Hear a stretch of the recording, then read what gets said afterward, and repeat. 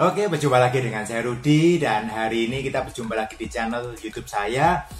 Hari ini saya akan membicarakan satu hal yang menurut saya cukup unik dan ini bukan cuma terjadi di Indonesia, tapi juga banyak terjadi di negara-negara lain. Jadi, salah satu topik yang saya bicarakan hari ini adalah salah kaprah mengenai MMA. Jadi MMA ini atau Mixed Martial Art itu sekarang lagi sangat beken, sangat disukai orang, banyak acara TV dan yang nonton banyak dan menarik. Jadi fighter-fighternya juga mulai berkembang, banyak camp-camp yang buka di Indonesia dan ini menjadi satu olahraga alternatif yang sangat unik bagi para pecinta bela diri. Tetapi cukup menggelitik buat saya, banyak orang yang datang ke saya atau mungkin WhatsApp ke saya, tanya di YouTube, kadang tanya di Instagram, saya mau latihan MMA atau saya mau belajar MMA, apakah bisa di sana? Maksudnya di Syaka BJJ ini. Dan ini yang akan saya bahas hari ini, salah kaprah mengenai MMA. Jadi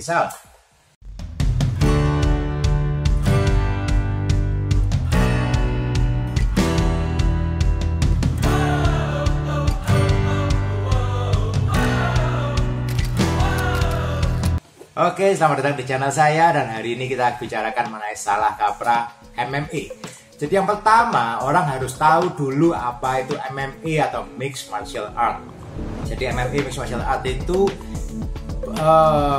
dulunya nggak ada. Dulu yang namanya bela diri tahun 80, tahun 90 adanya cuma piece by piece, dalam artian mungkin yang striking, tahu ada boxing, tahu ada muay thai, ada karate, ada taekwondo, silat, dan banyak kungfu dan banyak bela diri yang lain.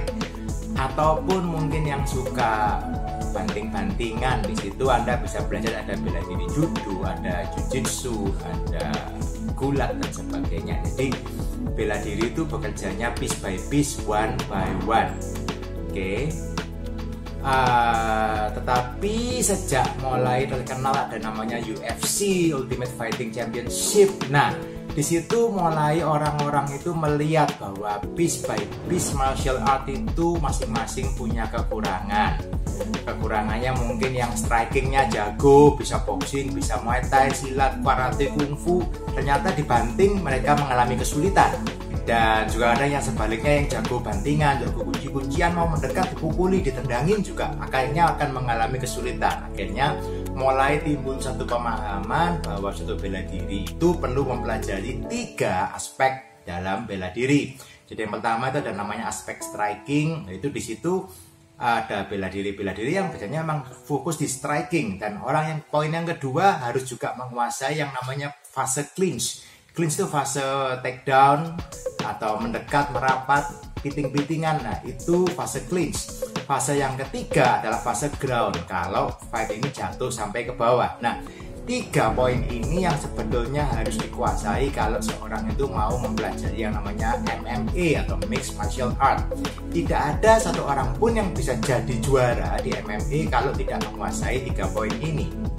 Jadi sini satu pemahaman dulu bahwa MMA itu bukanlah satu jenis bela diri. MMA ini adalah satu konsep bela diri, bahwa di dalam konsep MMA seorang fighter itu harus menguasai 3 poin tadi: standing, clinch atau takedown, juga harus menguasai yang namanya ground fighting. Nah, ini yang kadang-kadang masih sangat salah kaprah terutama di Indonesia. Jadi orang menyamakan MMA itu seperti satu jenis bela diri yang baru.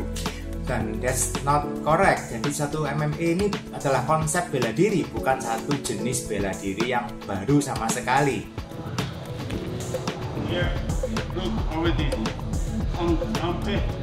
Step to the side, and I got my kick.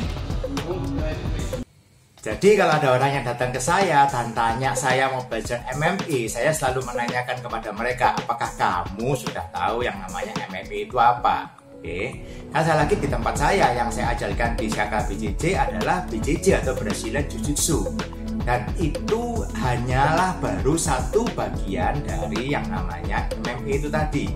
Oke, mungkin Anda sudah punya pengetahuan, Anda bisa Muay Thai, Anda bisa silat, Anda bisa kungfu, tapi Anda mau fight di MMA, let's say, itu akan ada langkah baiknya Anda melengkapi di dua bidang yang lain. Jadi Anda nggak bisa striking, Anda menguasai lagi harus belajar bantingan, Anda harus belajar clinch atau mungkin cage fighting ya, di dinding itu wall fighting. Kemudian Anda juga harus bisa melakukan ground fighting. Oke, itu 3 poin itu Anda harus tahu, karena MMA Anda bisa fighting di atas, Anda bisa jatuh, baik jatuh Anda jatuh sendiri atau jatuh kena takedown, Anda bisa kena clinch, Anda bisa kena yang lainnya. Dan kalaupun Anda jatuh ke matras, fight ini tidak selesai. Beda dengan dulu kalau berjalan Samso mungkin atau berjalan Muay Thai, kalau Anda jatuh Anda disuruh berdiri lagi. Ataupun mungkin di pertandingan seperti gulat dan judo itu juga ada hitungan beberapa menit harus berdiri lagi, berapa waktu harus berdiri lagi, reset lagi di atas lagi. Oke, MMA di bawah Anda nggak ada nyetop, wasit nggak akan nyetop. Anda mau gulung-gulung di lantai juga nggak akan ada nyetop. Anda bisa dipukuli, Anda bisa kena kuncian, submission dan whatever, nggak akan di stop karena fight itu terus saat berjalan di ground. Jadi saat ini mempelajari grappling atau Anda belajar ground fighting itu menjadi satu keharusan, karena itu hal yang penting kalau Anda mau bertanding di MMA.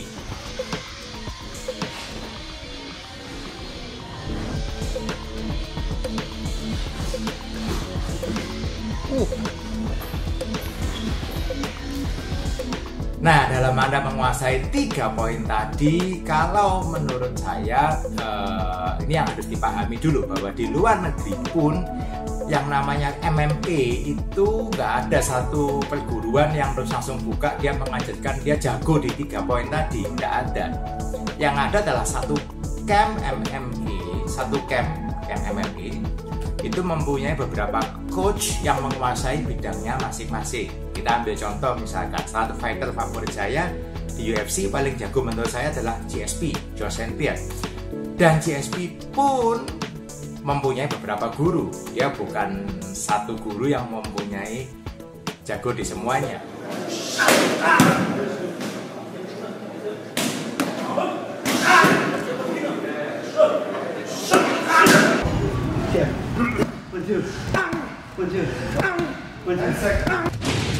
Jake Shields and George are very similar as far as great mental competitors, and I think that's where the big challenge for George is. People often say, well, they're both black belts. Sedangkan di Indonesia ini kadang-kadang masih ya, karena mungkin masih olahraga ini masih baru, satu orang coach ini merangkap tiga-tiganya kadang-kadang ya, jadi coach jadi coach standing, clinch, juga coach untuk grappling. That's okay, karena kita memang olahraga ini masih baru. Tetapi saat makin berkembang nanti harusnya akan menjadi semakin specialized. Contoh balik lagi ke GSP tadi, dia belajar mengenai standing fighting dan grappling, dia belajar di Tristar Gym, oke, ada Vira Sahabi kan. Kemudian dia juga belajar gulat dengan teman-temannya, dia belajar gulat juga. Untuk strength conditioning dia juga belajar di calisthenics, dia belajar juga gimnastik. Kemudian dia juga lagi melakukan conditioning training, dia punya coachnya lagi. Kemudian juga untuk BJJ-nya, nah ini yang menarik, dia belajar lagi di John Danaher, satu guru BJJ yang paling baik di dunia. Jadi dia punya beberapa guru, bukan cuma satu orang guru aja. Jadi dia belajar strikingnya, belajar, dia belajar wrestlingnya, belajar physical conditioningnya, dia belajar grapplingnya, dia juga belajar. Jadi dia punya pengetahuan yang komplit. Atau yang baru kemarin McGregor misalkan, McGregor pun juga bukan punya satu coach aja, dia punya head coachnya ada John Kavanagh, dia dari SBG, dia punya coach BJJ-nya sendiri, dia punya coach boxingnya sendiri, dia punya coach untuk wrestlingnya sendiri, dan itu yang membuat game itu akhirnya berkembang. Oke, jadi sekali lagi saya mau menjelaskan bahwa konsep MMA itu bukanlah satu jenis bela diri yang merangkup semuanya. No, memang mungkin satu bela diri itu punya striking, punya clinch fighting, punya takedown, punya juga ground fighting, memang bisa. Tetapi kalau Anda mau di tahap sebagai atlet MMA, Anda harus mempunyai coach di masing-masing bidang tadi, baik di standing, clinching, ataupun juga di ground game. Jadi semoga apa yang saya jelaskan tadi bisa membuka pandangan kita mengenai apa itu MMA dan bagaimana sebaiknya kalau saya mau menjadi fighter MMA, saya mau belajar MMA. Untuk MMA itu apa yang harus saya lengkapi. Oke, Anda juga bisa lihat untuk di Indonesia misalkan ada Mas Wardi ya, Suwardi kalau Anda kenal, itu juga saya juga kenal karena saya kebetulan belajar BJJ juga bareng-bareng dulu sama dia. Mas Wardi ini di BJJ-nya dia saat ini sudah purple belt.